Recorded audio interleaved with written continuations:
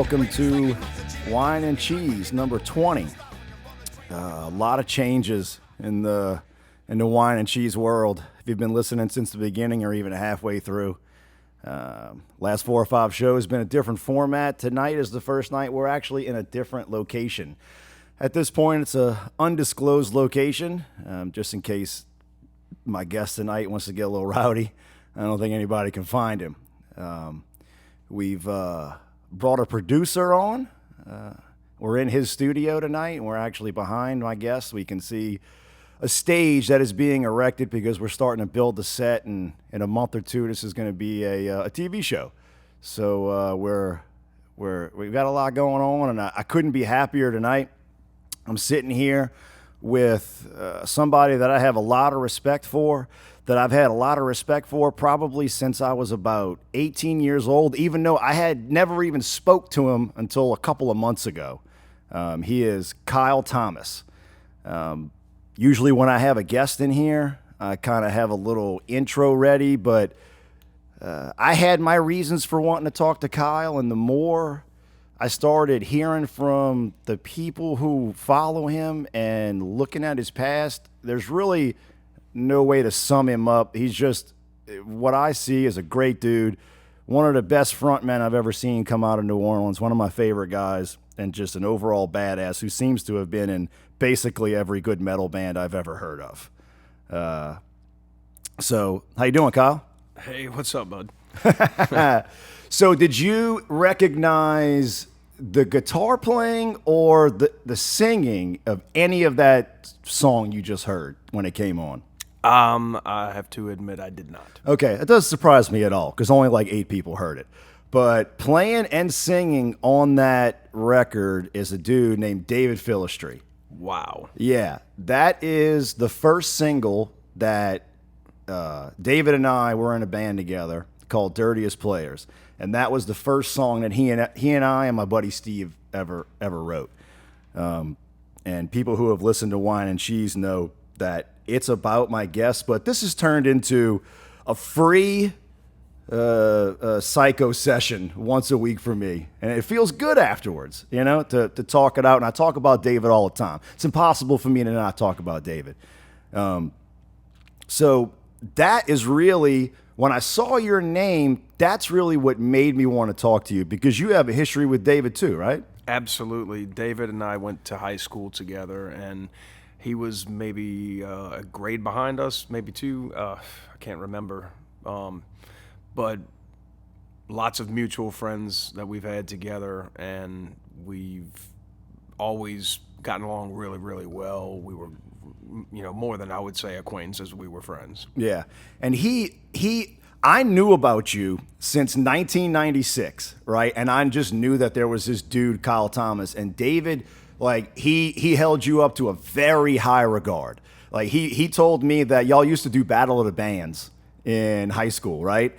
And he's like, yeah, my band, I had me and this other guitar player, and we played Iron Maiden, and they had these other fags playing Thompson Twins and shit. And he always said, he was like, Kyle was the dude that I wanted him to be fronting my band. He spoke fondly of those days, really, really had a lot of good to say about you. And that's why, I don't even know if you realize, but it was literally a couple of days after we lost David was the first time I met you. That's true. That is right. Yeah. Because you had just joined another local band called Riptide. Correct.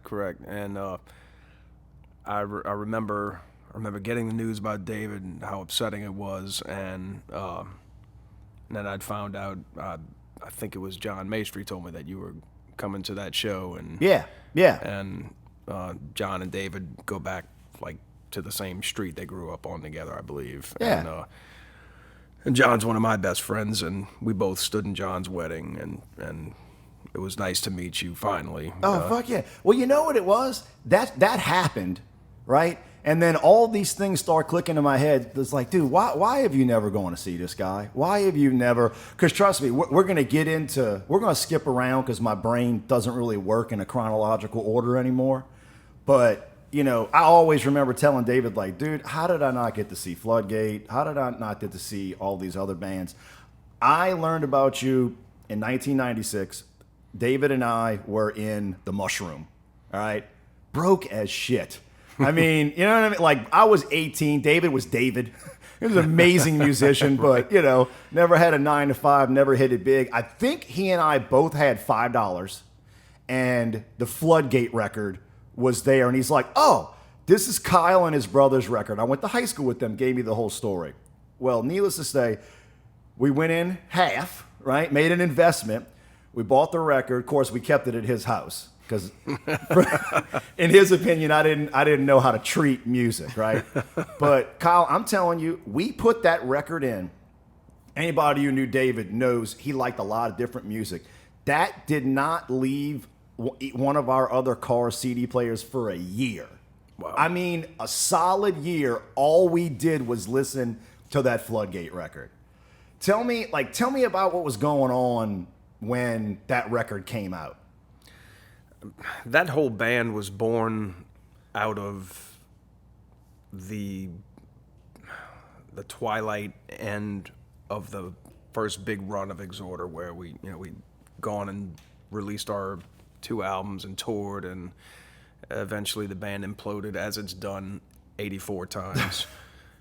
And as it was coming to the end of that run, I was really unfulfilled musically at that point.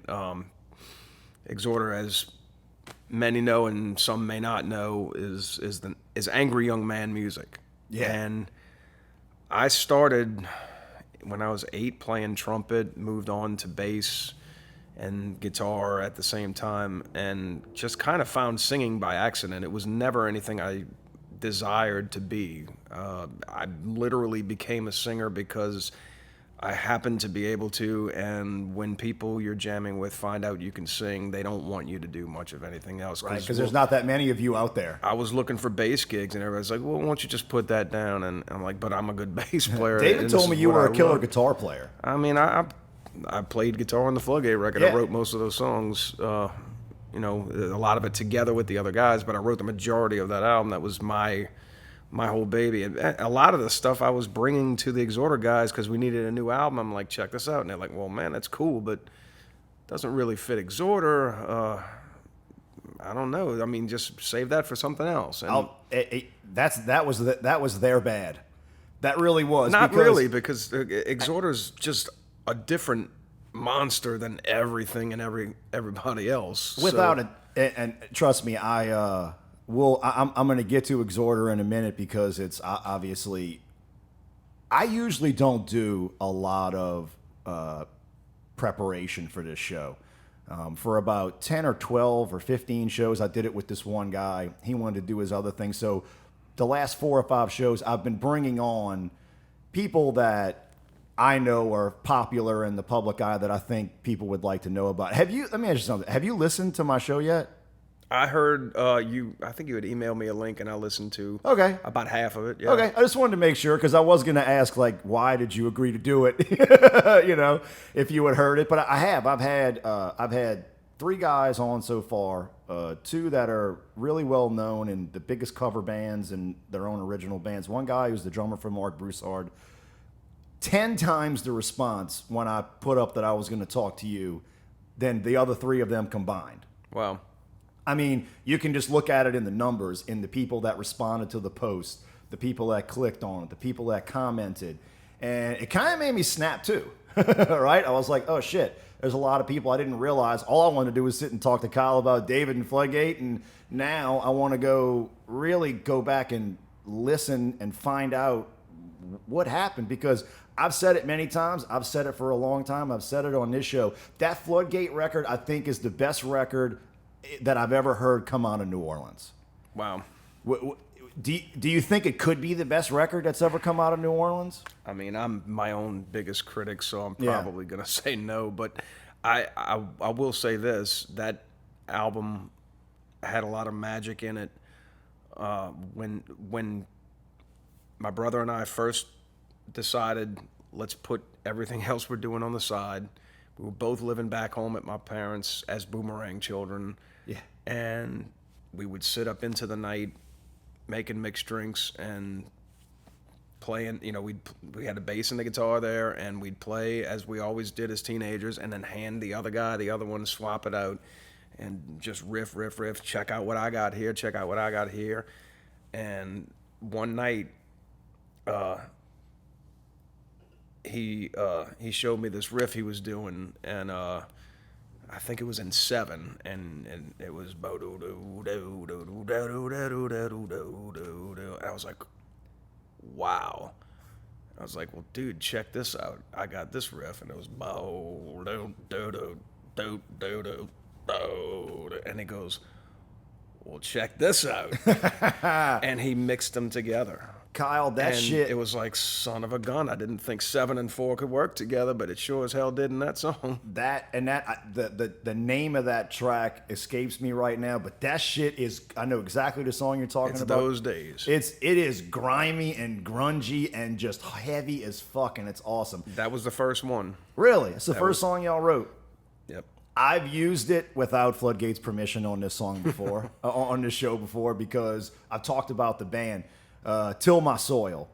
That record, that song is my favorite song I've ever heard out of any band ever come from New Orleans. To this day, I play it once a week as loud as it can fucking go. That was my best attempt at writing a Jimi Hendrix riff.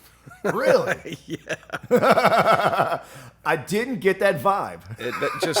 That main riff, I remember seeing some concert of him at Monterey, and it wasn't the same riff, but it was that same groove, just that cooking.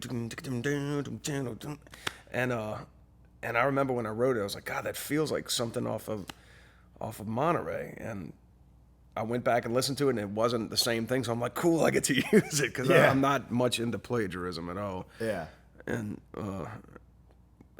that song, I think the middle section, the drummer Neil wrote the riff. He came to me, he was like, check this out, I got this idea. And I was always like, dude, yeah, I'm a huge fan of everybody writing together. And, clearly he's one of the better drummers I've ever worked with, and he's got a musical mind. So even though he wasn't like a string player, if you come to me with an idea and you can sing it to me and I can make it come alive on the guitar, that's still your part. Yeah. You wrote that. Yep. And I thought that the best songs that we ever wrote together were when we were all just off the cuff in the practice room, and one guy goes, check this out. Well, your riff sounds really good, but what if you drop those 2 notes at the end of it and try this, boom, boom, and wow, that's even better. And that's how the best bands write. And we really were in that phase of our existence around the time that we were preparing for our second record, and eventually got dropped by Roadrunner. So we tracked 3 songs, and we were going to go back and start doing 3 or 4 song sessions here and there. And I know that Led Zeppelin recorded a lot of albums like that, where they do 2 or 3 songs here, and then they'd go to frickin' India and do 2 or 3 songs there. And that was the idea. We're like, let's get in a vibe, get these done here, and then go over here, and it just will kind of make it more of a unique album with all these different sounding songs instead of everything tracked at the same time and everything having the same tones. And we just never got to finish the second album. Your brother was in that band. Yes. He and I started that whole thing together. And he does a lot of the singing too, right? Kevin sang lead vocal on Black with Sin. He sang the verses, I sang the choruses, and he sang a lot of backup throughout the album. And Steve Fisher sang. Actually, I think Neil did too. A lot of the backing chorus vocal sections. I never had that before, that band, and I really haven't had much of it since, except when I'm working in cover bands. It seems like everybody in a cover band sings, and nobody in an original band sings. And nobody wants to believe me that's where all the talented dude goes, but we'll get to eventually you get there. But look, here's my point of view: is how the fuck does that not work? How does that not last? How does something that's good just disappear? I don't understand that. We worked really hard on it long after even Roadrunner dropped us. We tried to keep it going on our own. We tried to do a do-it-yourself kind of thing, and at the time, 2 or 3 of us were just starting to have our own families, and Yep. at that point I had been kind of disenchanted with everything that went sour for me in my musical career. So I'm like, oh, let me do the family thing. And Went sour. How old were you? Like 24? no, by the time everything went to total shit, it was in the late 90s, so I was almost 30. Oh, okay. All right. Interesting. Well, hey, man, look, is there a reason that you don't do anything with your brother anymore? Not really. He's in a different place right now than I am with raising his family. He's got 2 small children. He's got Gotcha. a 5 and a 7-year-old, and anybody who's got 5 and 7-year-olds or knows a 5 and a 7-year-old knows that it's a really full-time job. So he's I think he's just now starting to really get to a point where he's feeling like, okay, it's time to start playing again. Yeah, when you do something like that, you can't just give it up. You can't. And I tried to for a long time, and It's just inside of you. Well, I was shortly after Katrina, I just started dating my current wife, and we were hanging out, and we went to an I Hate God show at Whine's Flying Burrito. And That's a killer venue. it was so much fun. We had a blast. But the whole time that night, the only time I was happy was when I was outside hanging out and talking with people. I wasn't happy enjoying the show. Yeah. And we were sitting down, and she's like, "What's wrong?" I said, "I'm on the wrong side of the stage." And she looked at me, she goes, "I was wondering when this was going to happen." And she went, "We've got to figure out a way to get you back up there because you're not happy right now." That's awesome. I couldn't believe that I was hearing a woman in my life actually say that to me and mean it, you know? It meant something to me for sure. Well, what I've found in being pretty excellent at running things into the ground and destroying relationships, what I find is that they become attracted to you for a reason, for the person that you are. And when you lose a piece of that, you're not as hot anymore. I mean, and just that's a simple way to put it, but you're not the dude that they initially saw and were into. So when you take that away, you're automatically not as happy. You should have just called David and I, because we would have said, "Dude, get back on it right now. Like, do you need him to come over? We got some riffs. Got a riff tape." You know, sometimes you just get caught up in what you think needs to happen, and you know, maybe it needs to happen that way for a little while. And here I am, be 46 next month, and my children are, you know, teenagers now. I don't even have little children anymore, and I still go out and I'll tour for a few weeks or a weekend here, and I'm still home with them to be their dad. So it's kind of the best of both worlds. That's pretty sweet. Is this the most successful as a musician you've ever been right now? Well, it depends on what you call success. Financially. Financially? Yeah. I would say probably because I do so much cover band work, and that's Yep. that's where I've made the most of my money. And why? Okay. Why do you have to say sadly when you say that? Because I'm not going to say I never looked down upon cover bands I bet and you stuff, did. but you know, But when you were younger, right? yeah, and there's when a you stigma. finally embrace the idea of, okay, well, it beats the hell out of picking up a hammer drill at 6 o'clock in the friggin' morning, even though I still do that too, but you know, I do what I got to do to make the money. You know, okay, I'll sing Jesse's Girl, I'll sing Don't Stop Believin'. You know why? Because I can, and the people like it. You're a singer. And there's worse jobs I could have. The pay, for whatever reason, is better. It's really tough for original acts.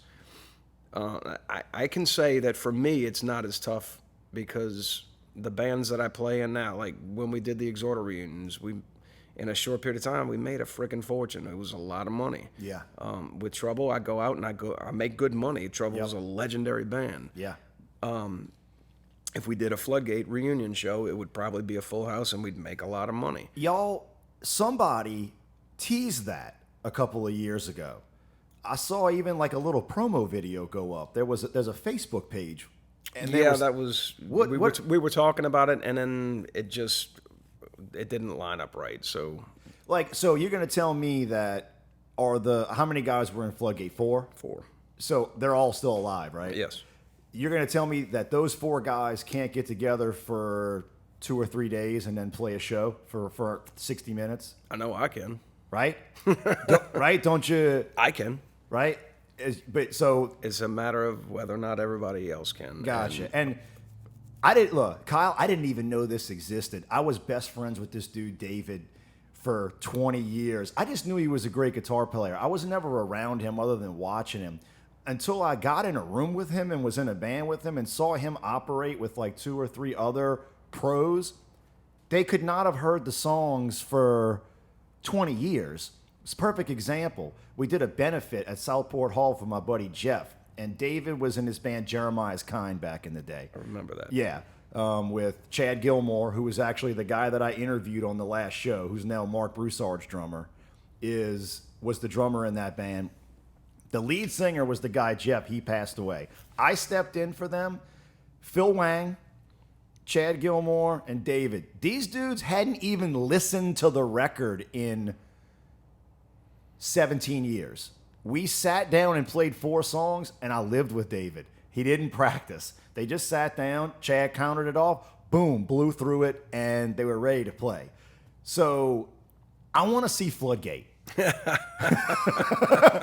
Tell me, Point blank. Tell me that's a possibility. It is actually. It's been discussed, especially with this year marking 20 years that right. It's been since the release of Penalty. So yeah, I want to do it. I know that everybody wants to. Fucking right, man. Even if it's one show, I guarantee you, no matter where you play, you're going to fill it up.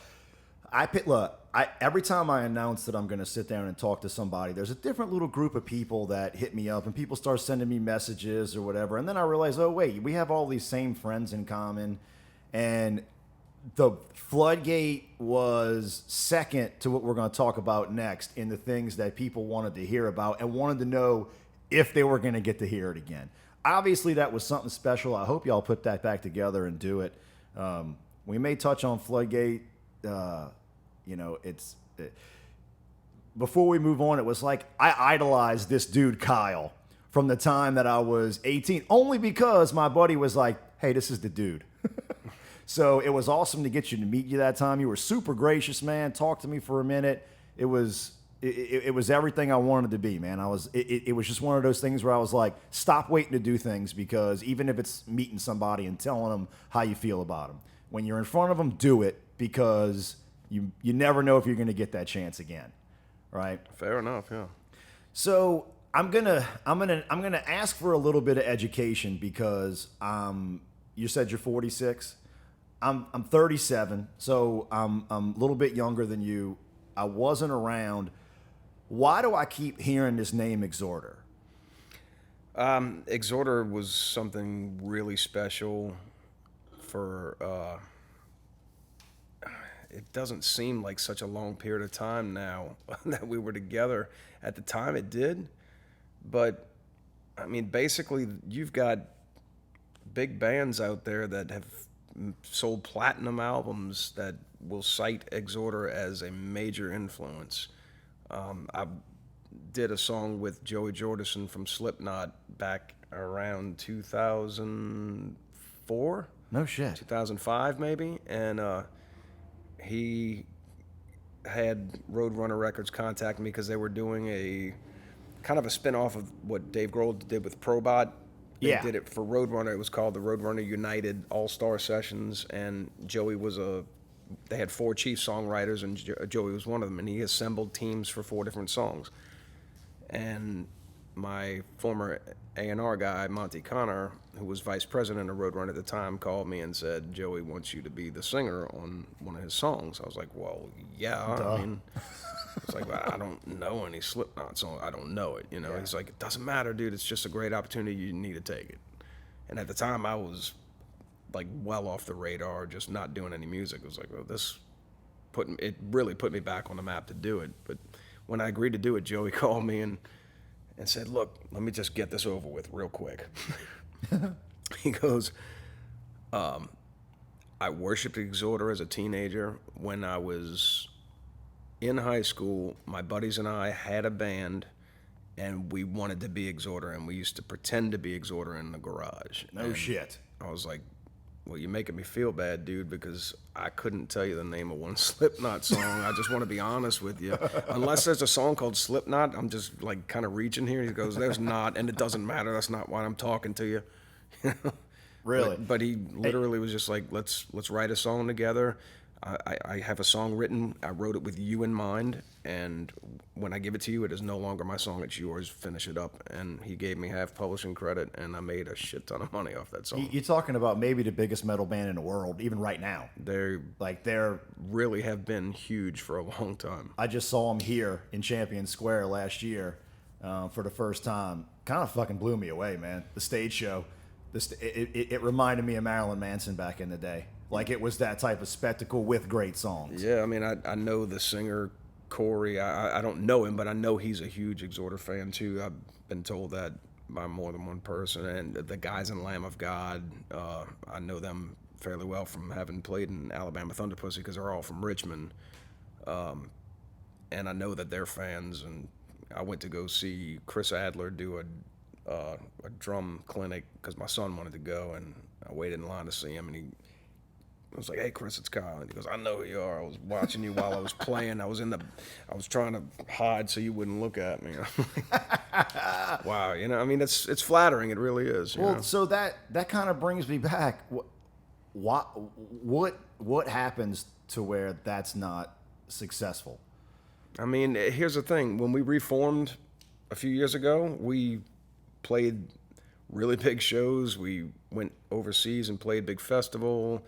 The problem is that, unfortunately, I don't know what the voodoo is on that band, but we just can't seem to work together well for a long period of time, and it goes really well for a little while, and then it just implodes. And I love those guys. They're my brothers. I lived with them. I traveled with them.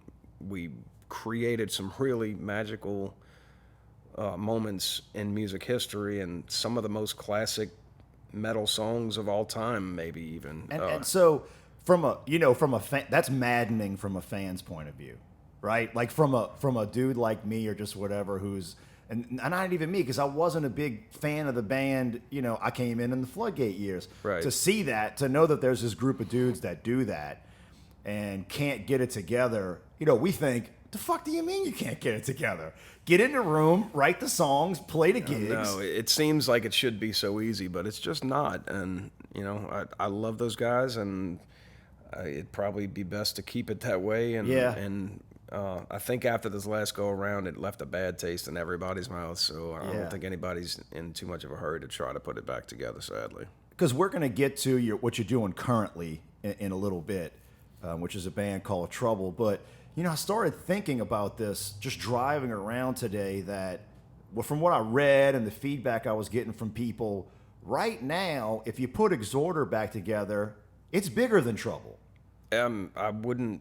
Right? I wouldn't say that that's an impossibility. Let's say it's possible, right? Because when I go on tour with Trouble and we do our, table autograph sessions where fans can come in and sign shit, I'm signing more Exhorder stuff than anybody's, and it's really kind of crazy.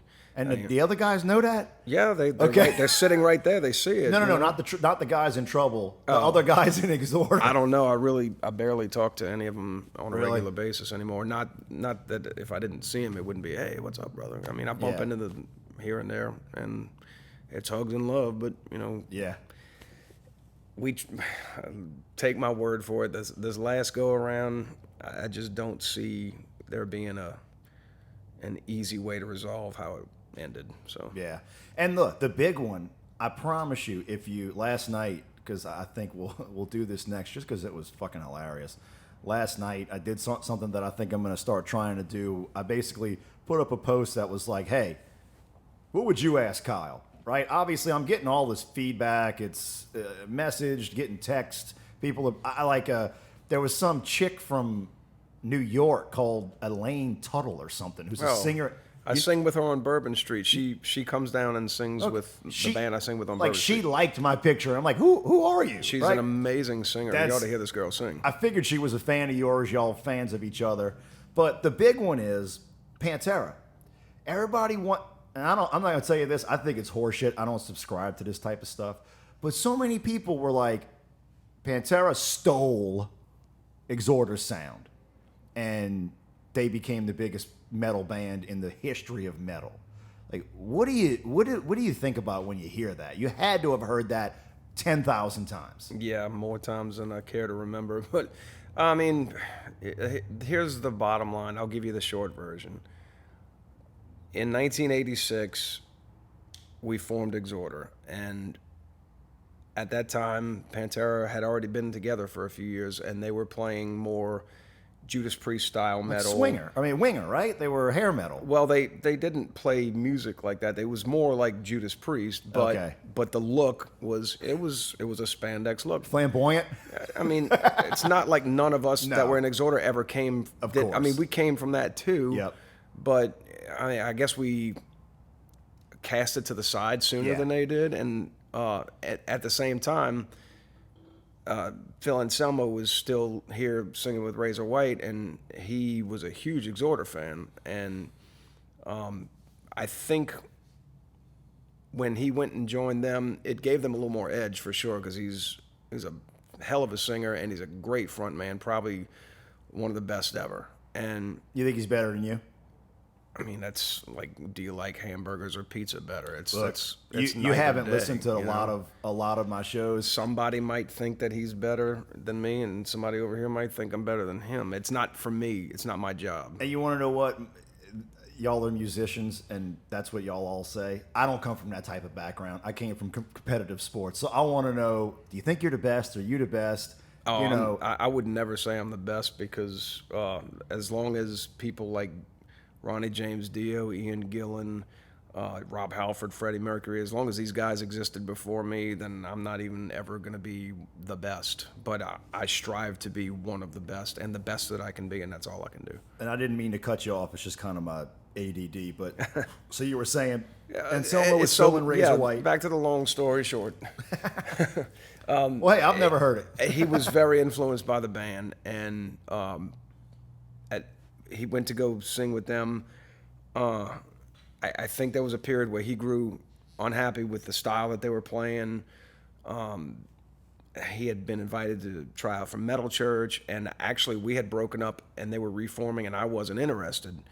And they started talking to Phil about coming to sing Take My Place. And once I heard that he was serious about it, I was like, whoa, I want my job back. I know that dude's good, and I don't think I'd forgive myself if I let a situation come in where somebody who's as good or better than me comes in and takes my band to another level, and there I am in the dust. So I called back. I was like, man, I want my job back. And they were like, well, we'd rather have you. You're the dude for the band. So, and I talked to Phil about it. He was like, man, I fucking love you in this band. So I'm not upset about it, because I'm a fan. I love the band.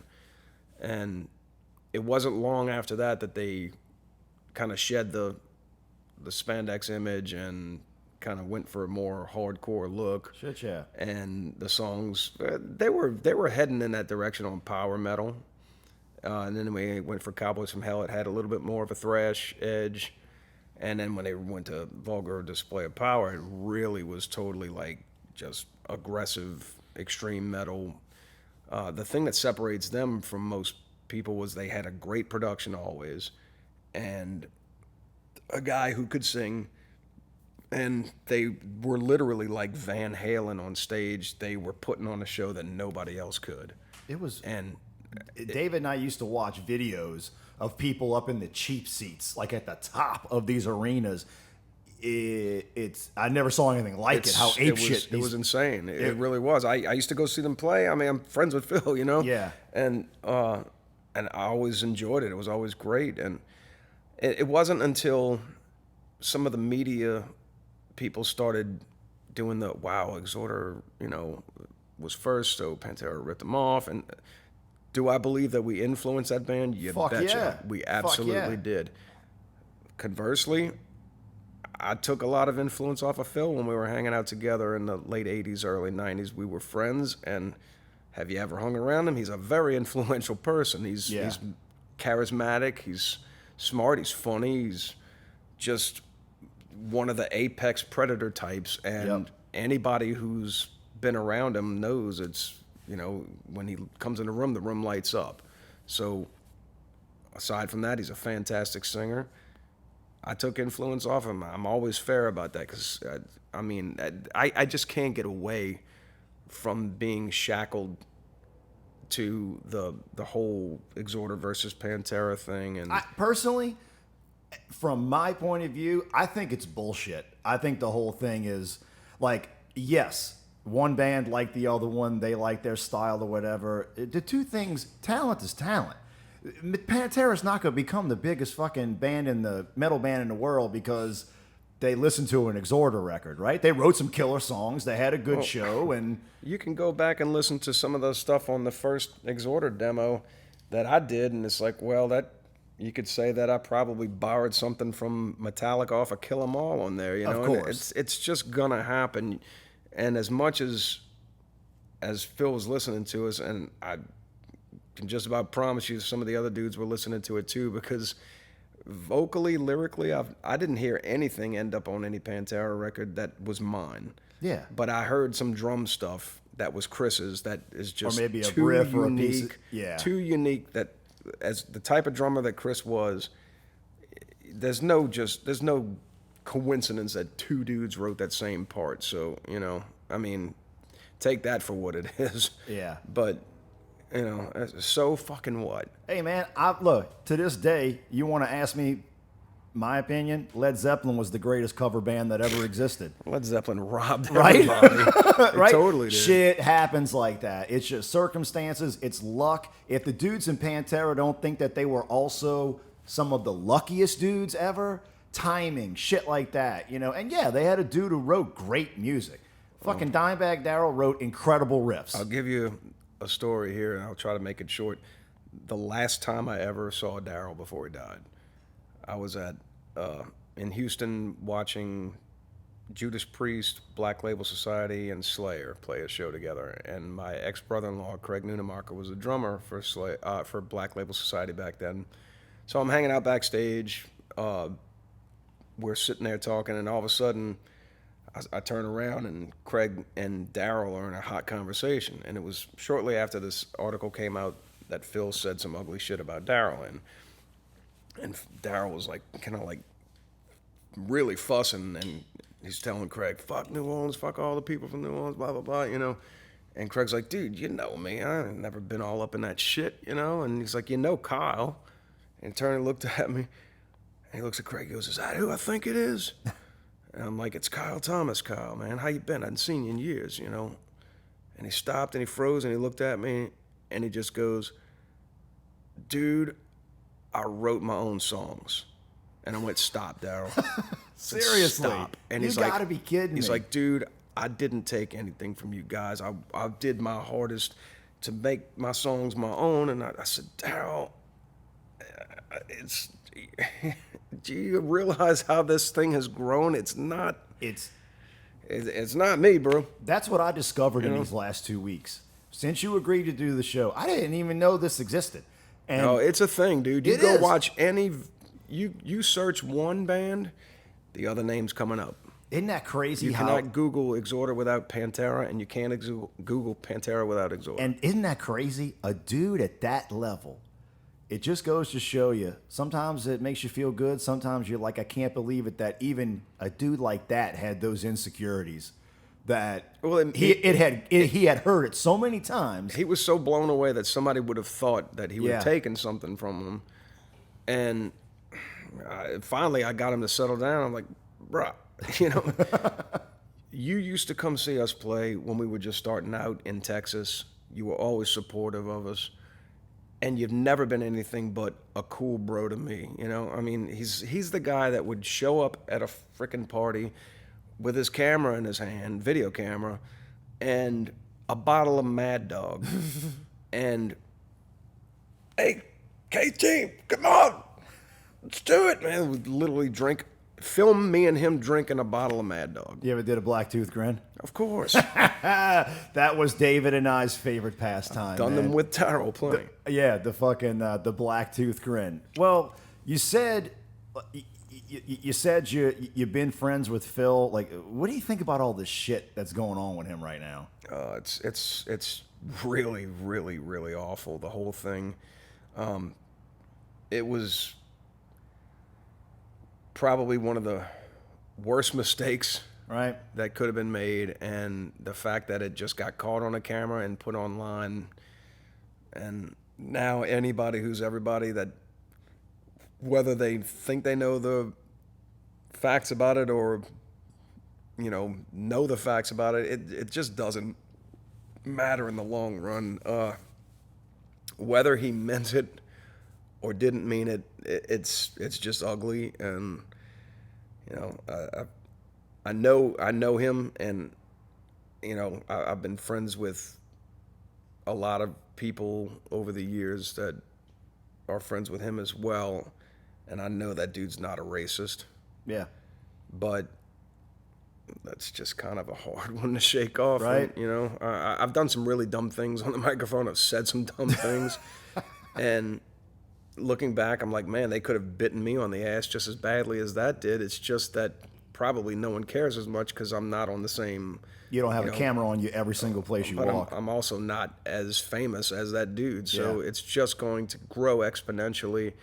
And then you got everybody pouring gas on the fire. Oh, it's been a clean fucking sweep, dude. Like the rug, like that's where the term came from, right? Yeah. Like overnight, the rug got pulled from underneath down as a whole, and Phil. I listen. Look, I've been listening. The reason I do this show is because I've been listening to radio since I was 12. Grew up Howard Stern. Like, I love this medium. And there's a dude that I listen to now. His name's Jason Ellis.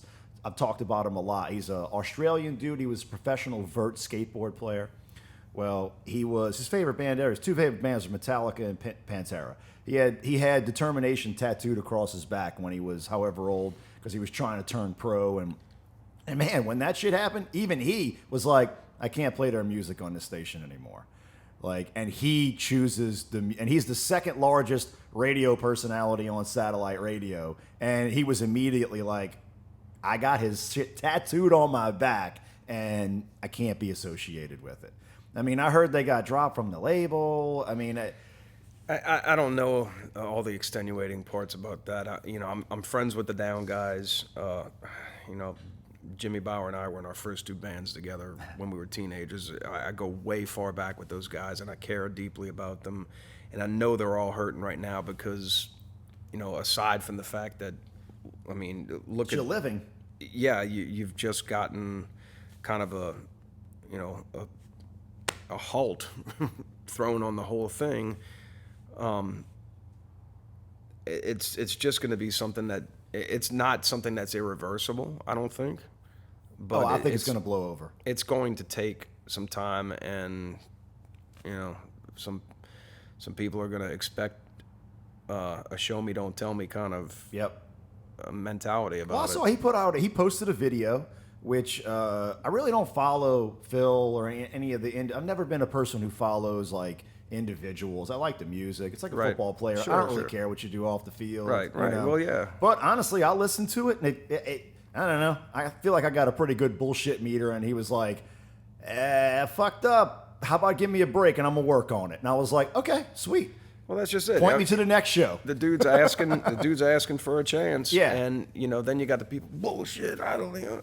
Well, okay, let's go over your life, and let's see just how, the imperfections haven't made their way into your day. And I can't in good faith in my heart look at that and go, I can't forgive that. I can't excuse that. Do I endorse it? No. Yeah. But, have I ever not made dumb jokes like that in my life? No, I've done it plenty times. Of course. We've got a very multiracial ethnic group of friends in that community. Yep. And let me tell you, that, you got a guy who's Jewish, and someone's going to give him, some Jewish jokes. I'm Polish, God. I mean, for the love of God, the target is huge on me. Yeah. So, I mean... Well, that's cool, man. I just wanted to get your take on it. I think the whole thing, it's just a symptom of what's going on right now with people in the public eye. It's a gross overreaction to something that was definitely wrong, but come on. There's absolutely no dark underlying Third Reich resurgence in Phil's agenda. There's not. It's ridiculous. Yeah. I kind of agree with you. But you know what, man? I appreciate you sharing your feelings with us, man. Because I kind of, up to this point, nobody has had more. I actually did a podcast with David in 2012 and had never released it, and I put it out last week.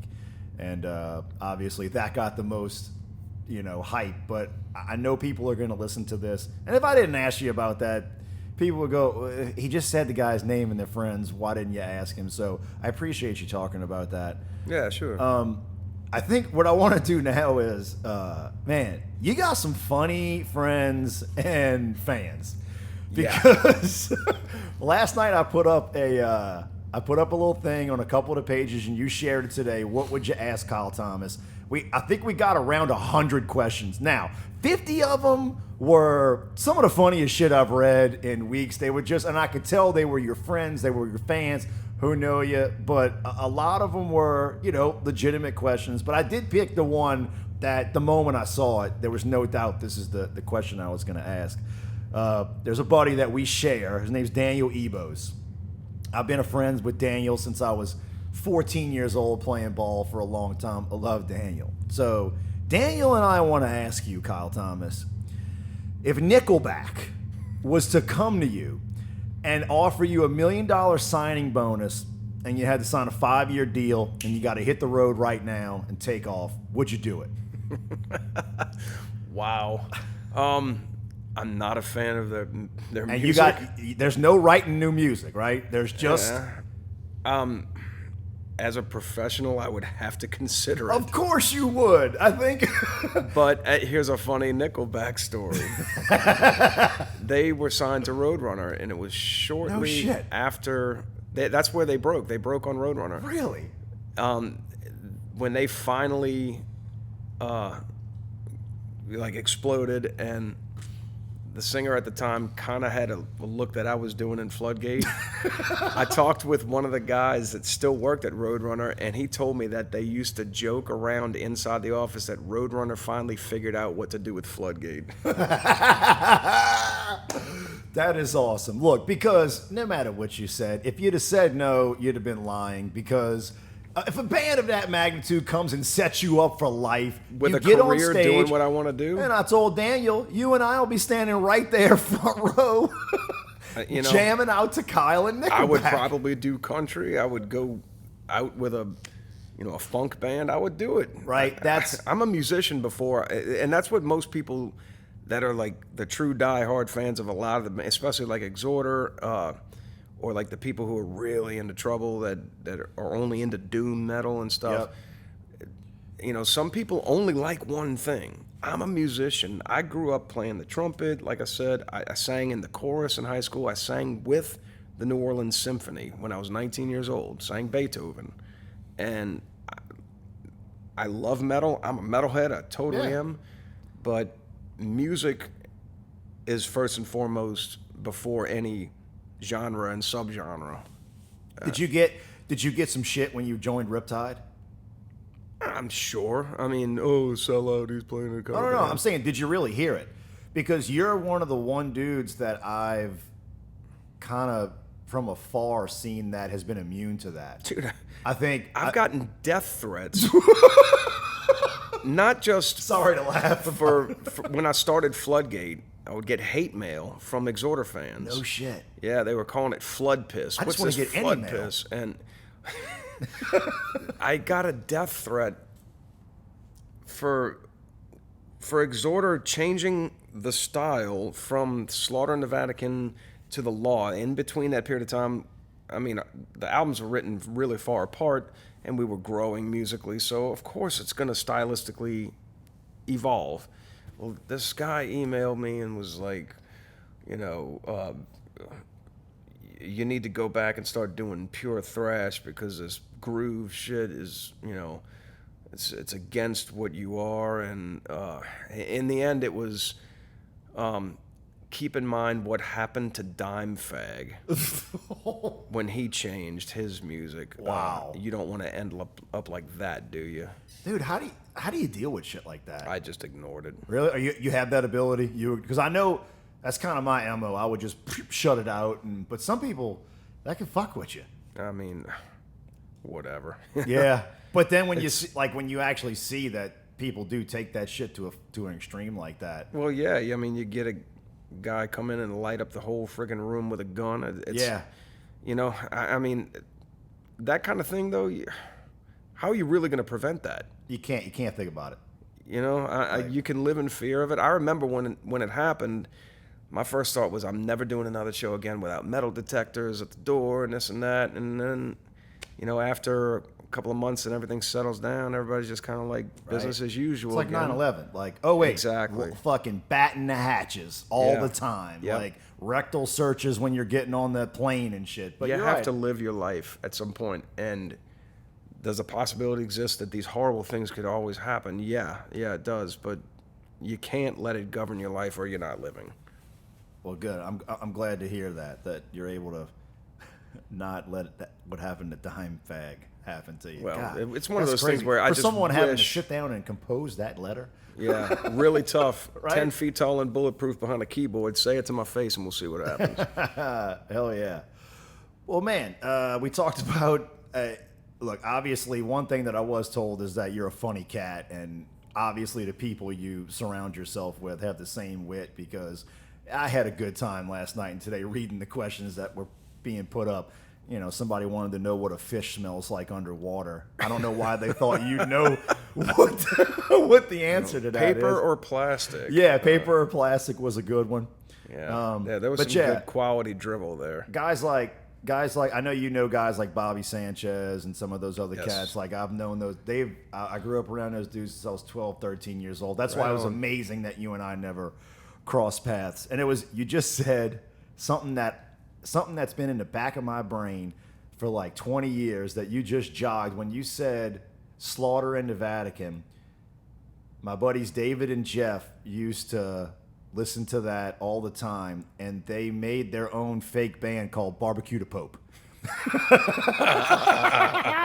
David even drew a flyer, and it was like, you know, he was on a skewer, and so I thought take that with you and smile about that when you think about David. Barbecue to Pope was coming after Slaughter in the Vatican.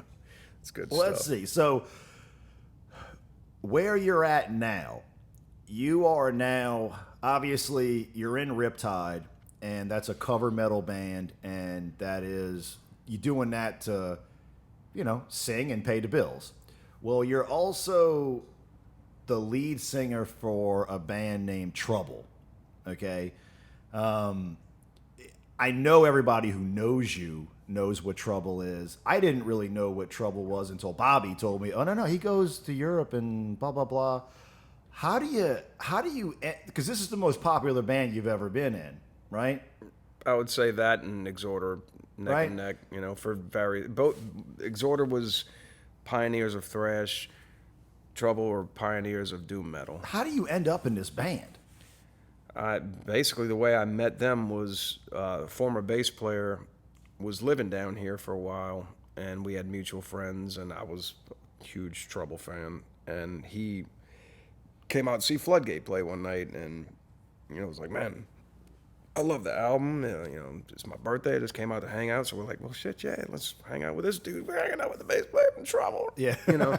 So, I mean, Ron and I are like brothers now. Even though he's not in the band anymore, he's one of my best friends. And he and his girlfriend, Carol, were instrumental in getting me involved in that because they did a show where we were playing a festival in Floodgate was in Chicago. It was a combination porn and heavy metal convention. Sign me up. It was insane. It was really insane. And Trouble was going to do this thing called Trouble with a little help from their friends because they didn't have Eric Wagner back in the band, and so it was just going to be a few guest singers getting up and singing a couple of songs, and I was one of the ones that was invited. Phil Anselmo was invited. Whine was invited, and I think John Garcia from Caius was invited. And as it turned out, not all those bands ended up being on the show. And the last two people that were originally invited to sing songs were me and Wino. And I think Wino went to them and was just like, why don't y'all just like pick one dude to do it? And it just makes more sense, you know? And they asked me if I would be able to do the whole show. And I was like, oh, yeah, you know? So I just went to overdrive learning the songs, and I didn't have to work too hard because I knew most of them anyway because I'm a fan. But I did 2 or 3 shows with them in the 90s, and then they got back with the original singer. And Okay, I want to stop right there because who is this Eric Wagner cat? he's the voice of Trouble from the first 4 albums. Okay, maybe? I found myself. 5 albums. It doesn't take Kyle. The last few years have turned me into an angry fuck. You know what I mean? You know how that happens. And I found myself getting angry at this dude just by reading Trouble's bio. Right? You sang for Trouble from '97 to 2000. I mean, I did like 3 or 4 shows. He was not in the band at that point. No. And then this dude just decides to come back. No, it wasn't quite like that. They all got together and decided. I think they got a record deal offer, and it was, you know, the record label was only interested if Eric was singing, which was not a problem to me because I'm a fan, you know. And I mean, this guy's better than you. I don't know that you can just say is he better than me or not. There are people. Let me listen. There are people. There are. It's not even about that. There are people to this day that prefer him to me because he's the singer of Trouble. You know. And understood. when you hear him, it's very identifiable. He's one of the most influential doom metal singers of all time. So, Yeah.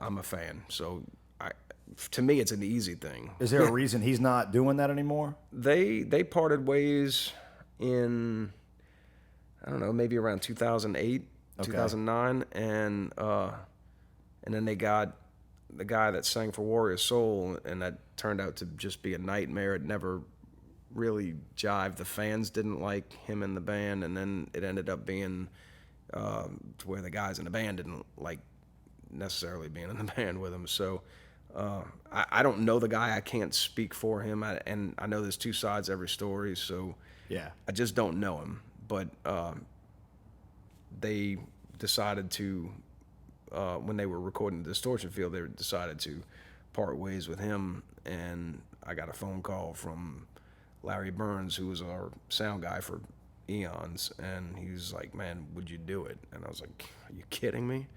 I said, you tell Rick or Bruce to call me, and I'll say yes. You know? And fast forward to today, you're about to. I say about to. I just saw that you kind of posted that y'all are taking off. You're going on tour in Europe, right? What's it like playing over there? The shows tend to be usually higher attendance. It's just a more embraced thing over there. How many people were we talking about? I mean, it depends on the band. It depends on what, but like we can go there on a Tuesday or Wednesday night and play to 200 people, whereas here you might be struggling to play for that amount of people. And you know, when we get on the festivals, we're usually, if we're not headlining, we're the second to last act, and you know, you got 1,500 people or 3,000 people. Nice. It's what everybody dreams of when they go on tour. Yeah. You know, if you're playing a small room, it's packed. If you're playing a festival, it's packed, and they're going nuts and they're buying merch. Nice. And it just doesn't happen that way all the time here anymore, and it's kind of sad. But heavy metal is huge everywhere, but here. I don't know how that happened. They started fucking producing Justin Bieber's and they took over. That's the only thing. I was having a conversation with my kids about that because they were one of my kids isn't a huge metal fan, and she's a musician, and she's like, it's just not big anymore, And I said, you know why? I said, because the way that the music industry promotes everything, it's purposely been done this way. For years, you go to search, genres on a website, and heavy metal's not even listed. It's just kind of filtered under rock, like a dirty secret. Yep. And you look everywhere else, and you got Iron Maiden playing to 1 million people in South America, and they just bought a new plane. It's insane. It's ridiculous. And God bless them for holding the torch this friggin' long and fighting through it. In the 80s, heavy metal was huge. And in the 90s, it kind of started petering out. And ever since then, it's just kind of been either a nostalgia thing or it evolves into something that's these emo spin-off type bands that just, you're kind of heavy metal, but you're kind of not, Yeah. And I get that it's going to evolve and that, kids are going to look different and be different. And, when we're looking at them going, oh, what are they wearing? Oh, well, that just means we're getting old. It doesn't mean, Well, I'll tell you what, man, when I actually started going and looking and seeing, what type of history this band Trouble has, and that congratulations. Like, I think I'm a huge fan, so it's important to me. I think it's amazing that at this stage you're now, kind of doing what you always wanted to do. It's probably more stable a group than maybe you've ever been with, and I'm sure you're trying to ride this thing out as long as y'all can, right? Yeah, absolutely. For me, it was a no-brainer. I joined one of my favorite bands, and I care about the songs that I didn't write. They mean something to me. They have a place in my history, and I get to do two things. I get to sing them right, and I get to do them in my own interpretation. I would never go out and try to ape Eric Wagner's style because he's Eric and I'm not, and to me, it's just I'll sing the songs in the context that they were written, and I'll just sing them the best that I can. That's awesome. The fans appreciate it. I'm gonna tell you because I'm kind of the networking face of the band. The older guy, the elders, I like to call them, Bruce and Rick. They don't go out and talk as much as they did when they were younger because they're just they're in the 60s. They don't. Bruce come out a little bit, but Rick goes to bed at like 9 o'clock every night. But they like the fact that I like to go out and talk. It takes a lot of the burden off of them because they had to do it for so many years. And I go out and I talk to these people, and people come up to me going, thank you, because, after the guy that was in between you and Eric, they really, the fans hate that period of the band. And I really think we had a lot of damage control to do after that period because every time we go back to Europe, the shows are getting bigger and bigger, and we're starting to get higher up on, like, closer to being a headliner. Fucking right, dude. A bunch of dudes in their 60s with a front man in his 40s. Just, that's awesome. They love me and I love them, and it couldn't be better. And they tell me all the time, they're like, as great of a singer as you are, you're that much better of a guy. We love you, and they're these freaking hilarious Chicago dudes. They're funny, man, and I'm funny, and we just literally ride around the world making each other laugh and not causing each other grief and misery. And that's important when you're in a very small vehicle with people for a month. When somebody's either complaining or fighting with this dude, it sucks, dude. It's the worst. And nobody's doing that in this lineup. I think that Bruce and Rick are enjoying it more than they have in years because of the harmony that the other three guys that aren't original members have brought to the equation. We all just pro.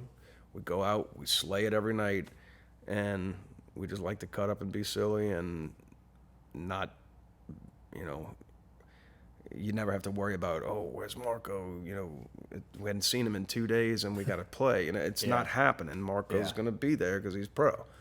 Same thing with Rob, and same thing with me, you know. Well, that's awesome, man. That's good to hear. I think we're coming up at about an hour. It's kind of where I usually like to keep it. But there's two things that I wanted to ask you about, only because I talked about this with a couple of my friends. One was, so you mentioned a couple times you got kids. You got a boy and a girl? I've got 2 sons and 2 stepdaughters. 2 sons and 2 stepdaughters. Are they all any of them trying to be musicians? They're all musicians except the oldest, the poor baby. I love her, but she can't sing. She tries, but the reason this came up is because I think you have a son named Brady, right? Well, he took drum lessons from pretty much my saving grace on the planet, Woody. Yes, I don't know if you know Woody. I don't do. know. Okay. You know, if you ever go back and listen to Whine and Cheese, if you ever say who you think the best drummer around is here, I say you're wrong because it's Woody. Right? Dude, because I've seen him play. He's amazing. Yeah, he's awesome. And what a couple of us started talking about was, are you happy that your kids are trying to be musicians? Well, one thing I never did push them towards it. They tended to gravitate towards it. It's a struggle. My oldest boy and my youngest stepdaughter are both very natural singers, and they both love to sing. Ever since Brady's voice changed, he's kind of been a little reserved about singing because he doesn't feel like he can sing anymore. It's just your voice changed. But he's intimidated by it. But the girl, I mean, she's through the roof. The girl, she sing anything. She sings Adele. She sings all this other stuff. She plays the piano. Brady is currently playing bass in a band with his friends. But what are think about the percentages. Zach plays the piano. The youngest, he plays the piano, and he can sing. The percentages of the people that actually make a living with that is tiny. That's a big reason why I never encouraged them to chase after it. I told them all when they started expressing interest, I will show you whatever you want. I will help you get to whatever instrument you want to play. But I never once told them, I didn't even push style of music on them. Like, you know, I sure as hell didn't play them Slaughter in the Vatican. You know, and some people like tell me, yeah, man, I've had my kids singing that since they were 4. I'm like, are you nuts? Are you nuts? Oh, I want to see my 4-year-old sing Ain't a Lust? No. So I kept it from them, not like out of shame, but just because it's not appropriate. I'm not going to show the little kids Caddyshack. It's not happening. Yeah. When you get older, you can watch Caddyshack, and that's kind of what happened. Do they think you're a badass, or are they completely unimpressed? I think the 2 younger ones are a little unimpressed. But my oldest boy, when he started getting into metal and everything, and then he started YouTube and stuff, and then when he finally started singing, oh shit, Exhorder influenced everybody. Yeah. And then when he started jamming with his friends, he was like, y'all ever heard of Exhorder? And some of the kids are like, yeah. And he's like, well, that's my dad. That's him. Like, no way. So his kids all think I'm, you know, I pull up in my work uniform in my beat up old truck, and they think I'm like, I don't know. Working at Jiffy Lube.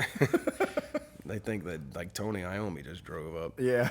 And they came out to see Riptide play at the House of Shock, and they were all just like, oh my God, my kid's out there playing air drums. And it was cool to like see him finally be like, oh wow, this is for real. It's not just my dad's in a band. Well, that's awesome, man. I was curious about that because what we were talking about was we have a buddy. His name is Dave Rosser. He's our mutual friend David would say he's the pinnacle when it comes to guitar players, right? He's now in the Afghan Wigs. Okay. And he's traveling he's actually coming on this show in the beginning of April, and he's in like Istanbul and Prague, but when he comes back here, he's going to be looking for any little musical gig he can get to make $100. Absolutely. And he's at the Afghan Wigs are in the 1% of the bands, right? He's made it. But it's still a struggle, right? Like unless you get to be that 0.00001%, you kind of got to get used to that lifestyle.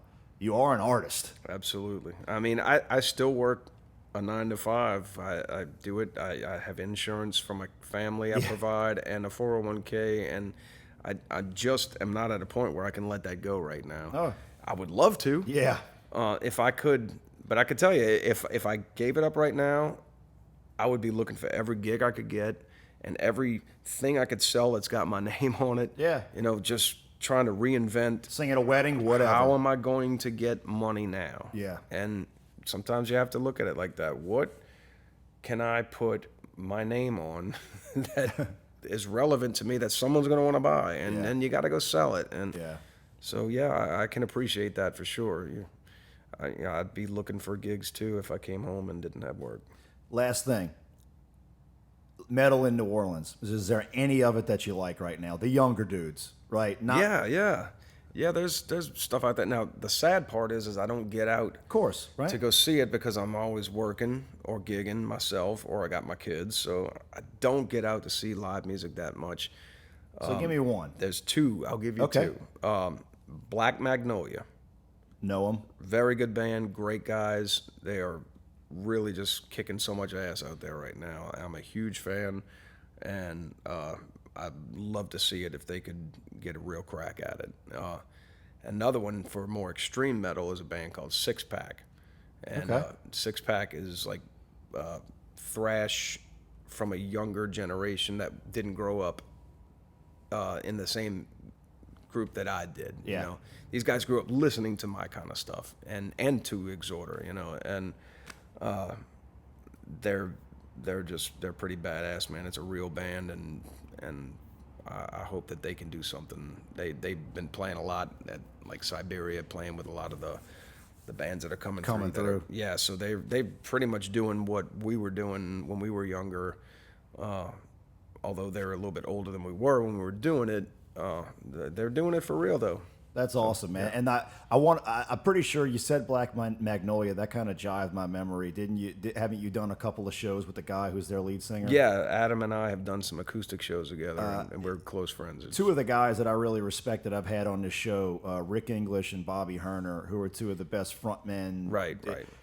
Dickie was the one who told me that the guy in Black Magnolia was one of the big, like, really good up-and-coming frontmen in the city. He is a phenomenal singer. He's a great guitar player, good songwriter. For the guy that's his age, he was born too late, I think. Had he been born in the 70s or late 60s or so, he would have been right up in the middle of it like the rest of us, I noticed you didn't mention House of Goats. I don't know that I've ever seen the House of Goats or heard them. You've never heard of the House of Goats? Man, like I said, as a dad, I don't.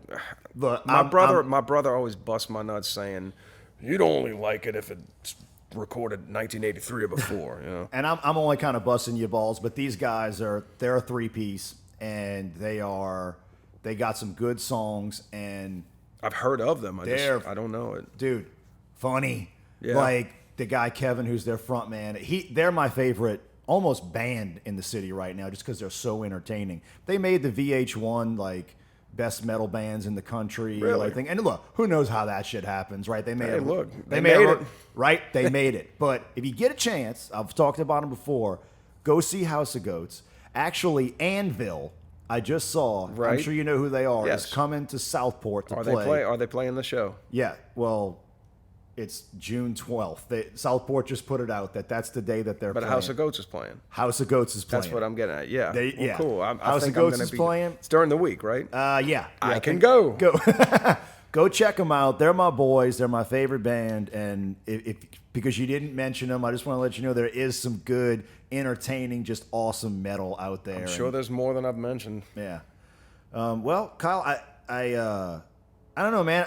I had a good time talking to you. Like I said, within a month or two, we're going to be doing this thing kind of a TV show style on YouTube.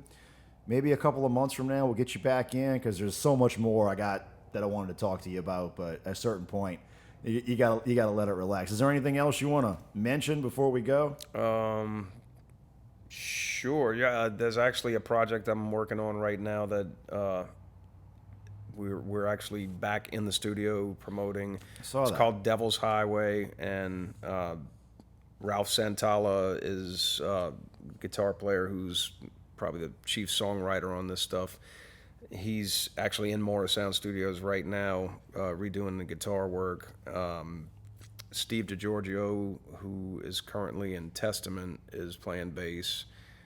Tony Laureano, who's out with Megadeth doing drum teching, and he actually, I think the battery's dying. Thing. It's all right. Just a little, Anyway, he's the drum tech for Megadeth, and he plays whenever Chris Adler is not playing. Matt Brunson from Crowbar is playing guitar. So it's an shit. interesting mix of people. I'm ready. Devil's Highway. All right, well, the equipment is telling us that it's time to wrap this thing up. I just want to thank Kyle Thomas for coming in. Great dude. Hopefully we'll have him back one day.